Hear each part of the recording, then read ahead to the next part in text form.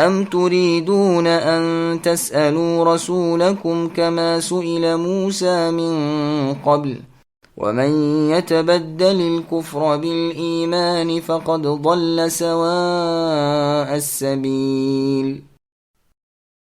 کیا تم اے مسلمانوں اپنے رسول سے وہی پوچھنا چاہتے ہو جو اس سے پہلے موسیٰ علیہ السلام سے پوچھا گیا تھا؟ سنو، ایمان کو کفر سے بدلنے والا سیدھی راہ سے بھٹک جاتا ہے۔ سامعین، اب اس آیت کی تفسیر سماعت کیجیے۔ بے فائدہ سوالات کی ممانعت۔ اس آیت کریمہ میں اللہ تعالیٰ ایمان والوں کو روکتے ہیں کہ کسی واقعے کے ہونے سے پہلے میرے نبی محمد صلی اللہ علیہ وسلم سے فضول سوال نہ کیا کرو۔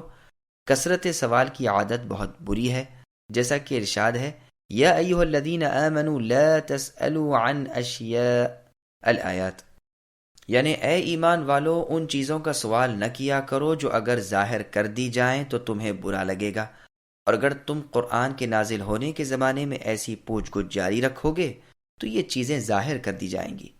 کسی چیز کے واقع ہونے سے پہلے اس کی نسبت سوال کرنے کی وجہ سے وہ حرام نہ ہو جائے۔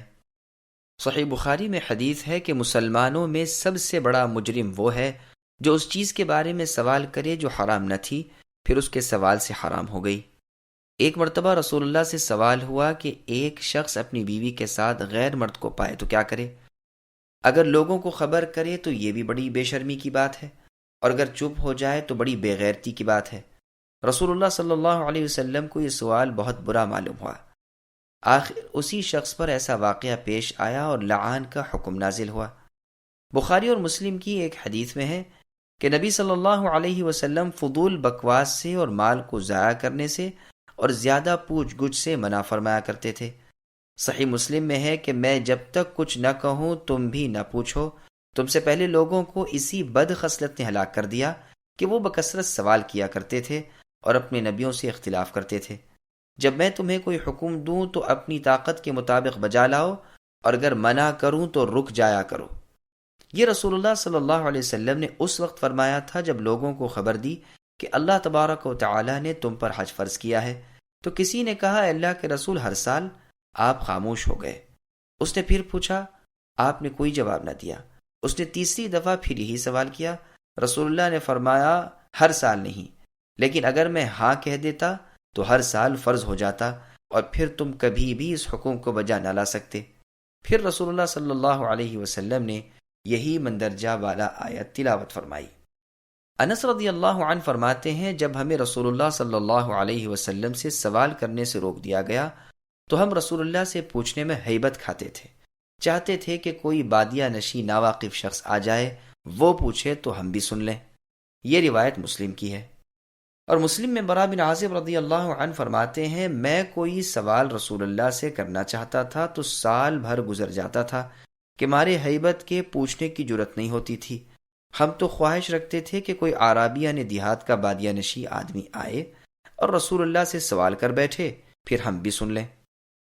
یہاں پر لفظ ام یا تو بل کے معنی میں ہے یا اپنے اصلی معنی میں ہے، یعنی سوال کے بارے میں جو یہاں پر انکاری ہے۔ یہ حکم مؤمن کافر سب کو ہے، کیونکہ رسول اللہ کی رسالت سب کی طرف تھی۔ قرآن میں اور جگہ ہے، یسألک اہل الکتاب الی آخرہ، یعنی اہل کتاب آپ سے نبی سوال کرتے ہیں کہ آپ ان پر کوئی آسمانی کتاب اتاریں۔ انہوں نے موسیٰ علیہ السلام سے اس سے بھی بڑا سوال کیا تھا کہ اللہ کو ہم اپنی آنکھوں سے اسی دنیا میں دیکھنا چاہتے ہیں، جس ظلم کی وجہ سے انہیں ایک تند آواز نے ہلاک کر دیا۔ رافع ابن حریملہ اور وہب ابن زید نے کہا تھا کہ اے محمد صلی اللہ علیہ وسلم، کوئی آسمانی کتاب ہم پر نازل کیجئے جسے ہم پڑھیں اور ہمارے شہروں میں دریا جاری کر دیں تو ہم آپ کو مان لیں۔ اس پر یہ آیت اتری۔ معلوم ہوا کہ تکبر، عناد، سرکشی کے ساتھ نبیوں سے سوال کرنا نہایت مذموم حرکت ہے۔ جو کفر کو ایمان کے بدلے مول لے اور آسانی کو سختی سے بدلے، وہ سیدھی راہ سے ہٹ کر جہالت و ضلالت میں گھر جاتا ہے۔ اسی طرح غیر ضروری سوال کرنے والا بھی، جیسے اور جگہ ہے، الم تر الی الذین بدلوا الآیات، اے نبی کیا آپ نے انہیں نہیں دیکھا جو اللہ تعالیٰ کی نعمت کو کفر سے بدلتے ہیں اور اپنی قوم کو ہلاکت میں ڈالتے ہیں؟ وہ جہنم میں داخل ہوں گے اور وہ بڑی بری قرارگاہ ہے۔ ود كثير من أهل الكتاب لو يردونكم من بعد إيمانكم كفارا حسدا من عند أنفسهم من بعد ما تبين لهم الحق فاعفوا واصفحوا حتى يأتي الله بأمره إن الله على كل شيء قدير وأقيموا الصلاة وآتوا الزكاة وما تقدموا لأنفسكم من خير تجدوه عند الله إن الله بما تعملون بصير۔ ان اہل کتاب کے اکثر لوگ باوجود حق کھل جانے کے محض حسد و بغض کی بنا پر تمہیں بھی ایمان سے اے مسلمانوں ہٹا دینا چاہتے ہیں۔ تم بھی معاف کرو اور چھوڑو یہاں تک کہ اللہ تعالیٰ اپنا حکم لائے۔ یقیناً اللہ تعالیٰ ہر چیز پر قدرت رکھتے ہیں۔ تم نمازیں قائم رکھو، زکوٰۃ دیتے رہا کرو، اور جو کچھ بھلائی تم اپنے لیے آگے بھیجو گے سب کچھ اللہ کے پاس پالو گے۔ اللہ تعالیٰ تمہارے اعمال کو خوب دیکھ رہے ہیں۔ سامعین، اب ان آیتوں کی تفسیر سماعت کیجیے۔ قومی عصبیت بدبختی کا باعث ہے۔ ابن عباس رضی اللہ عنہما سے مروی ہے کہ حیی ابن اخطب اور ابو یاسر ابن اخطب یہ دونوں یہودی سب سے زیادہ مسلمانوں سے حاسد یعنی ان سے جلنے والے تھے، لوگوں کو اسلام سے روکتے تھے اور عرب سے جلتے تھے۔